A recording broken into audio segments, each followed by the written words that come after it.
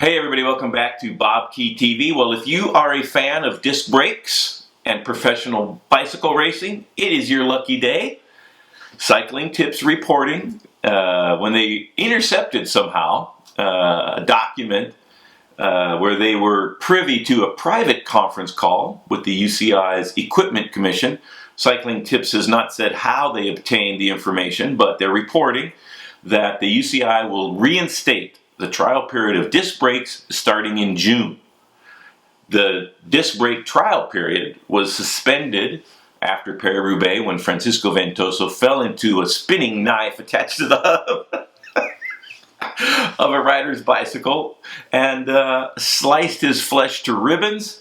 He wrote a very impassioned, very eloquent, very well-considered open letter to the cycling industry asking that the use of disc brakes in their current form be prohibited. The UCI, and I commended them for this at the time, immediately banned the use of disc brakes pending a review of the situation. So apparently in June they will reinstate the use of disc brakes. If we are to believe the information obtained by Cycling Tips, which because of the response, the immediate response from the UCI, I think that Cycling Tips, it's believable what they've published. So if anybody, and there was a lot of venom around Francisco Ventoso's comments, a lot of vitriol. A lot of people did not believe Fran Ventoso, who's been riding bikes for his whole life, for almost 30 years, and has been a professional for closing in on a decade and a half. So this is what the UCI said about the suspension of the trial period for disc brakes.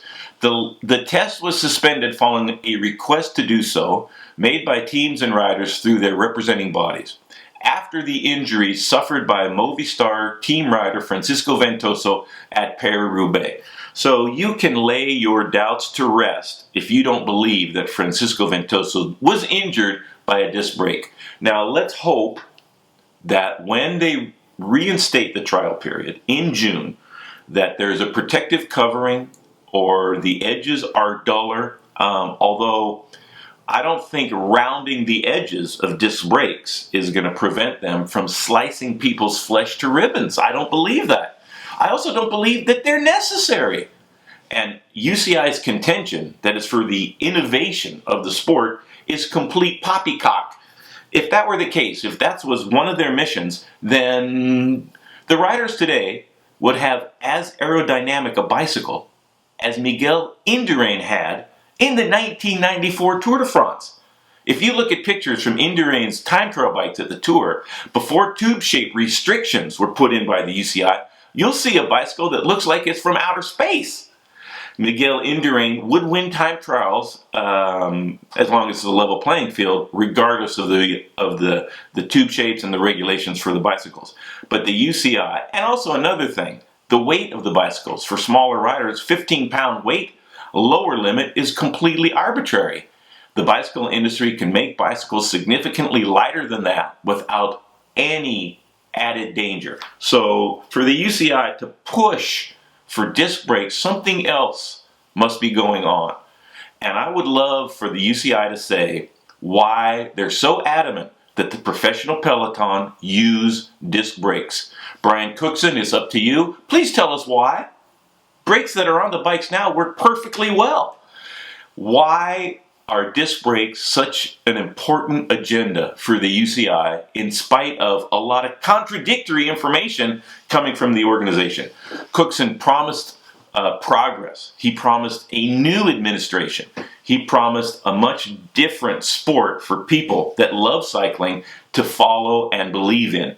And that has not been the case so far 100%. For Brian Cookson.